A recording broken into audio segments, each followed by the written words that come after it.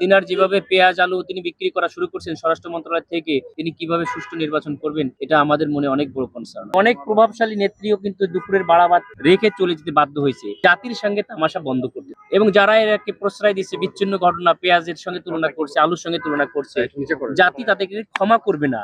আমরা দেখেছি যে অনেক প্রভাবশালী নেত্রীও কিন্তু দুপুরের বাড়া ভাত রেখে চলে যেতে বাধ্য হয়েছে।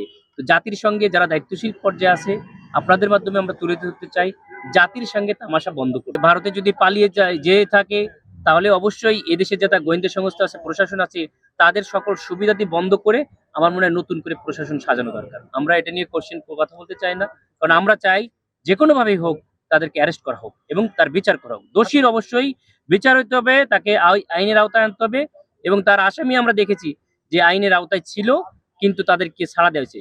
সুতরাং যে মন্ত্রণালয়ের আইনের মাধ্যমে এটা ছাড়া পায়, ওই মন্ত্রণালয়ের আইন মন্ত্রীর কাছেও এটা আমার মনে হয় ব্যাখ্যা চাওয়া উচিত যে আপনার কোন আইনের বলে একজন সন্ত্রাসী পিস্তল সহ 2-3 মাসের মধ্যে ছাড়া পায়।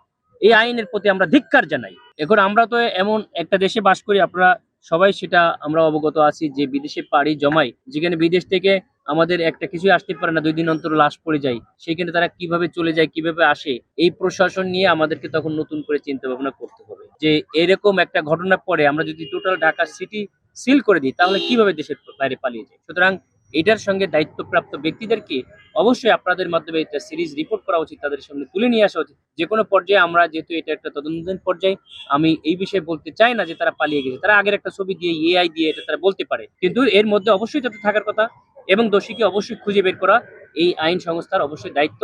যদি তারা না পারে, এটা তাদের ব্যর্থতা, তাদের ব্যর্থতার দায় স্বীকার করে তাদের এই পোস্টে না থাকাটাই আমি মনে করি। তিনার যেভাবে পেঁয়াজ আলু তিনি বিক্রি করা শুরু করছেন স্বরাষ্ট্র মন্ত্রণালয় থেকে, তিনি কিভাবে সুষ্ঠু নির্বাচন করবেন এটা আমাদের মনে অনেক বড় কনসার্ন। এই তদন্ত সম্ভব কিনা সেটা তো অনেক বড় করছেন, কিন্তু তিনার অবশ্যই এটা গুরুত্ব দেওয়া উচিত। সর্বশেষ অবস্থা আমরা যেটা দেখলাম, তার যেটা পালস সেটা ছিল আর যেটা হার্ট সেটা ছিল, এটাই আমরা দেখছি। এখন আল্লাহর কাছে আমরা দোয়া করছি, ব্রেনের অবস্থাটা খুব বেশি ভালো না, সর্বোচ্চ ট্রিটমেন্টের জন্য তাকে আমরা বাইরে পাঠালাম। আল্লাহ যেন তাকে সুস্থ শরীরে আমাদের কাছে নিয়ে আসে, এটাই আমরা দোয়া করছি আর কি।